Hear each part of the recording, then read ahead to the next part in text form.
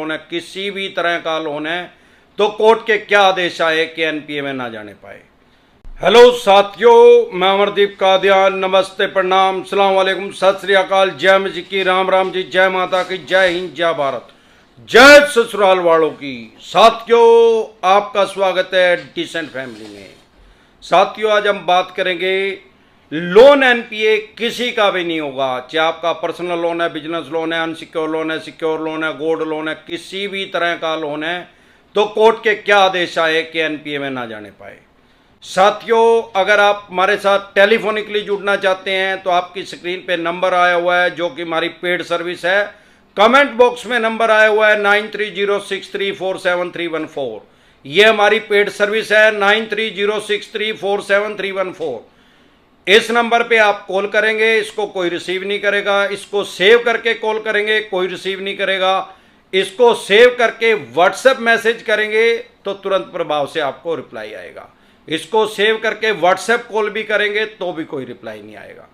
आपको जब मैसेज करेंगे आपको पता लग जाएगा हमारे साथ टेलीफोनिकली जुड़ने का क्या तरीका है, क्या प्रोसेस है। ये हमारी टीम के पास उनके फ़ोन में एक खुला हुआ है बिजनेस अकाउंट के नाम से, तो फ़ोन कोई रिसीव नहीं होगा क्योंकि ये कंप्यूटर से कनेक्ट है। साथियों, सबसे पहले तो हम एनपीए की परिभाषा जानेंगे, क्योंकि हमारे साथ हजारों लोग हर रोज नए जुड़ जाते हैं। तो अगर आप हमारे साथ नए जुड़े या पुराने जुड़े होंगे तो आपको पता ही होगा, मैं मोस्टली बताते रहता हूँ। सबसे पहली बात तो अगर आपके पास पैसे हैं तो पैसे दे दें, क्योंकि ये इनके पास, बैंक और एनबीएफसी के पास एक ब्रह्मास्त्र है सिबिल खराब करने का, जो कि ये करते ही करते हैं। अगर आपने इनका लोन डिफॉल्ट किया, हर महीने सिबिल की रिपोर्ट जाती है। अगर आपका 5-4 किस्तें डिफॉल्ट है तो आपका सिबिल खराब कर ही दिया होगा। क्रेडिट कार्ड में सबसे ज्यादा इंपैक्ट करता है, धड़ाम से नीचे गिरता है क्रेडिट कार्ड अगर आपने डिफॉल्ट किया। क्रेडिट कार्ड लेना मतलब अपनी कब्र खुद खोदना।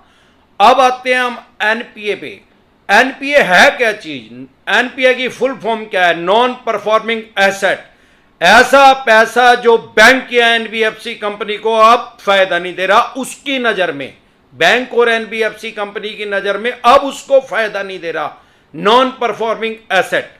वो जाता कब है? अगर एक्यूरेट फिगर करूं तो वो जाता है 92 डेज के बाद, 92 दिन के बाद। सामान्य बोलचाल की भाषा में उसको 3 महीने कहते हैं, 3 मंथ्स के बाद जाता है। अब वो 92 दिन क्यों होते हैं? क्योंकि मैं बाल की खाल निकाल देता हूं, एक्यूरेट समझाता हूं बंदे को। बैंक और NBFC company typical word use करते हैं ताकि आम आदमी को समझ में ना आए। 138 लिख दिया, 420, 422, 406 वगैरह वगैरह। लेकिन मैं उन धाराओं को सामान्य बोलचाल की भाषा में बताता हूं कि है क्या। ये सर्वेसी एक्ट का नोटिस भेज दिया, कोई सिक्योर लोन है 13(2) का भेज दिया, 13(4) का भेज दिया, सिंबॉलिक पोजीशन का भेज दिया। मैंने हर विषय पे, हर टॉपिक पे वीडियो बनाई हुई है। लगभग 1000 वीडियो होने वाली है हमारी 1 साल के अंदर। अब एनपीए 92 दिन में क्यों जाता है? क्योंकि जैसे अभी जून, जुलाई, अगस्त, अगर मान लो आपकी 3 महीने की डिफॉल्ट हुई, जून, जुलाई, अगस्त। जून का महीना तो आ गया 30 का, जुलाई का आ गया 31 का, और अगस्त का भी 31 का आ गया, तो टोटल कितने हो गए? 92 दिन, 92 डेज। अगर 90 दिन में जाएगा तो उसमें जा ही नहीं सकता, वो 3 महीने ही 92 दिन में होंगे। इसीलिए इन्होंने ऐसा नियम बना रखा है कि 92 दिन के बाद होएगा। ऐसे तो कई बार फरवरी में 28 दिन आते हैं, तो फिर भी 92 दिन के बाद ही होता है। एक्यूरेट अगर हम फिगर की बात करें तो एनपीए 92 डेज के बाद होता है। जब आप, अब बहुत से आदमी ऐसे हैं वो क्या कहते हैं, करते हैं, मेरे पास कमेंट भी आते हैं, टेलीफोनिकली बात होती रहती है। क्योंकि जब अभी हमने पिछले 1.5 महीने से ये पेड सर्विस स्टार्ट की है, तो मेरे साथ कश्मीर से कन्याकुमारी तक के लोग जुड़ रहे हैं हमारे चैनल पे भी और टेलीफोनिकली भी। तो मैं लोगों की बात, अलग अलग आदमियों से बात करता हूं तो समझ पा रहा हूं, किसी की 5 लाख की प्रॉब्लम है, किसी की 50 लाख की है, किसी की 50 करोड़ की है। तो अलग अलग डिपेंड करता है। हम तो लोन के डॉक्टर है यार, इसको मैं कहता हूं लोन का कैंसर। जब कोई मेरे से टेलीफोनिकली बात करता है तो मैं ये समझता हूं कि इसके लोन को, जो कैंसर तो हो चुकी है, कौन सी स्टेज में है, 1st, 2nd, 3rd, अब ये दवाई से ठीक होगा या इसका ऑपरेशन ही करना पड़ेगा। एनपीए 92 दिन के बाद हो जाएगा। कुछ आदमी क्या करते हैं, 2 महीने किस्त दे दी, 1 महीने किस्त नहीं दी, फिर उसके बाद 2 महीने फिर दे दी, भाई 3 महीने तो हुए नहीं, फिर 1 महीने दे दी, फिर 2 महीने नहीं दी, फिर कह रहे 3 महीने नहीं हुए। ओ भाई, जिस दिन से किस्त डिफॉल्ट हुई और टोटल 92 दिन जिस दिन हो जाएंगे, 3 महीने जिस दिन हो जाएंगे, उस दिन ही एनपीए में डाल देंगे। अब सवाल ये आता है, बहुत से केस डलते भी नहीं, मैंने भी देखे हैं, 2-2 साल हो गए एनपीए में नहीं डले, डलते क्यों नहीं? भाई उनके पास राइट्स तो आ गए, अब उनकी मर्जी है डाले ना डाले। ज्यादा को एनपीए में डालेंगे तो इनकी अपनी कैच निकट जाएगी, अपने आप ही नंगड़ हो जाएंगे। क्योंकि पीछे आपने देखा लक्ष्मी विलास बैंक डूब गया, 26% उसका एनपीए हो गया था। एनपीए को अगर सामान्य बोलचाल की भाषा में बताऊं तो 100 आदमियों को लक्ष्मी विलास बैंक ने पैसा दिया और 26 आदमियों ने पैसा ही वापसी नहीं किया उसका, तो 26% होने के बाद उसके ऊपर ताला लग गया, वो डूब गया। तो ये बैंक और एनबीएफसी कंपनियां भी डूब जाएंगी अगर बहुत ज्यादा लोनों को एनपीए में डालेंगी। पावर तो आ गई, लेकिन वो पावर भी इनकी कुहाड़ी मारने की है, ये अपने पैरों पे अपने आप कुहाड़ी नहीं मारने जाते, इसीलिए बहुत कम केसों को एनपीए में डालते हैं। वैसे डराते धमकाते रहते हैं, इनके चवन्नी चाप फेक नोटिस भी भेज देते हैं, भाई एनपीए में चला गया ये वो वगैरह वगैरह। यही कारण है कि अगर आपका 8 महीने भी हो गया, आप कह रहे यार एनपीए में तो गया ही नहीं, सर कह रहे एनपीए में। ओ भैया, आजकल सब कुछ ऑनलाइन है। इनका जब लोग बैंक में पैसा जमा करवाते हैं तो वो देखते हैं कि इस बैंक का एनपीए कितना, अगर 1-1.5% है तो नॉर्मल है, अगर उसका 20% है, 15% है, 25% है, लोग उसमें पैसा नहीं जमा करवाते, डरते हैं भाई ये बैंक डूब जाएगा। और नियम क्या है भाई, आपके किसी भी बैंक में 50 लाख रुपए भी अगर जमा है आपके नाम से, मान लो अमरदीप कादियान के नाम से जिस बैंक में जमा है, भगवान ना करे वो बैंक डूब गया तो सिर्फ 5 लाख रुपए की गारंटी है, मुझे सिर्फ 5 लाख रुपए मिलेंगे।